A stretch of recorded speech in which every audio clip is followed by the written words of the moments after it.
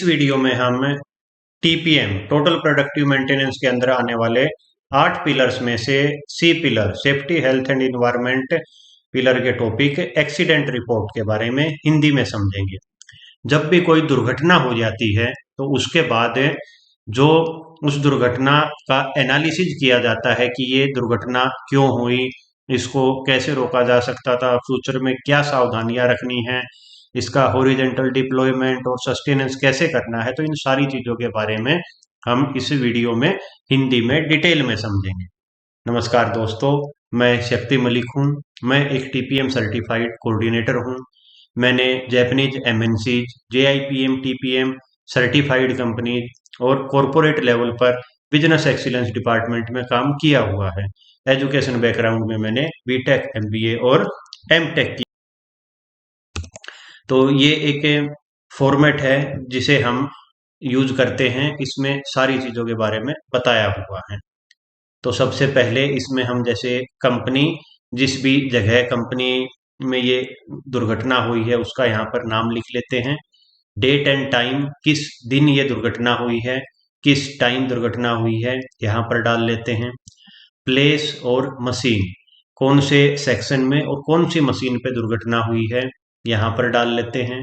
Work duration, अब ये injured जिस ऑपरेटर या वर्कर को चोट लगी है, अब उसके बारे में ये डिटेल यहाँ पर हम डालते हैं। वर्क ड्यूरेशन की उसको टोटल उस कंपनी में काम करते हुए कितना टाइम हो गया है। और work duration on current position, जिस मशीन पे दुर्घटना हुई है उस मशीन पर उसको काम करते हुए कितना टाइम हो गया है। वर्क टाइप, वो कोई टेक्निकल वर्क चल रहा था, इंजीनियरिंग वर्क था, या कोई एडमिनिस्ट्रेटिव, कोई हमारा थर्ड पार्टी बाहर से हमारा कोई इम्प्रूवमेंट का काम चल रहा था। तो उसको हम यहाँ पर हाईलाइट कर लेते हैं। एम्प्लॉयमेंट टाइप, वो रेगुलर वर्कर था, टेम्परेरी वर्कर था, पार्ट टाइम था, इंटर्न था, कॉन्ट्रैक्ट था, या और भी कोई कैटेगरी है तो यहाँ पर हम उसको अच्छे से मेंशन कर लेते हैं। शिफ्ट टाइप कौन सी चल रही थी उसकी, डे नाइट शिफ्ट थी, एबीसी शिफ्ट जो 3 शिफ्टें चलती हैं, या जर्नल शिफ्ट में वो चल रहा था।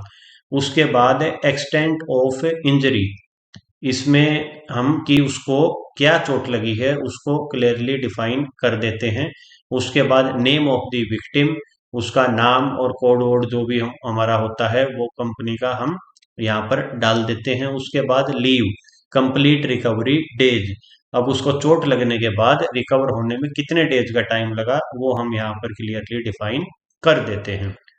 उसके बाद अकरेंस समरी, जो ये एक्सीडेंट हुआ है ये ड्यूरिंग एबनॉर्मल प्रोसेसिंग, कंपनी के अंदर कोई भी काम अगर हो रहा है तो उसकी एक निर्धारित गाइडलाइन या एसओपी जरूर होनी चाहिए।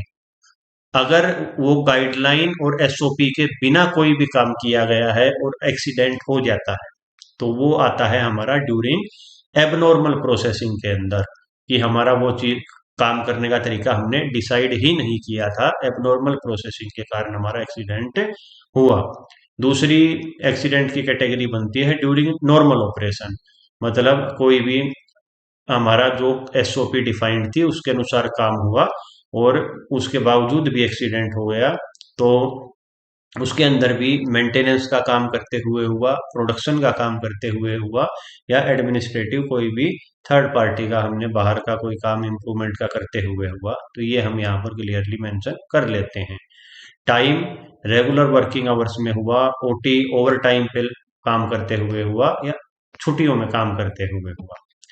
उसके बाद description and cause of accident, इस दूसरी कैटेगरी में, पहली कैटेगरी में हमने ओवरव्यू ऑफ इंजरी, ये हमने कंप्लीट ओवरव्यू दिया। अब दूसरे इसके पार्ट में हम देते हैं description and cause of the accident. Accident का डिस्क्रिप्शन, जो भी एक्सीडेंट हुआ था उसके बारे में डिटेल में हम यहाँ पर इस सेक्शन में लिख के उसकी बकायदा फोटो वोटो लगा के अच्छे से उसको बताते हैं कि एक्सीडेंट क्यों हुआ। और यहाँ पर कोज ऑफ एक्सीडेंट में जो हमारा रूट कोज एक्सीडेंट का निकलता है उसको क्लियरली हम यहाँ पर डिफाइन करते हैं।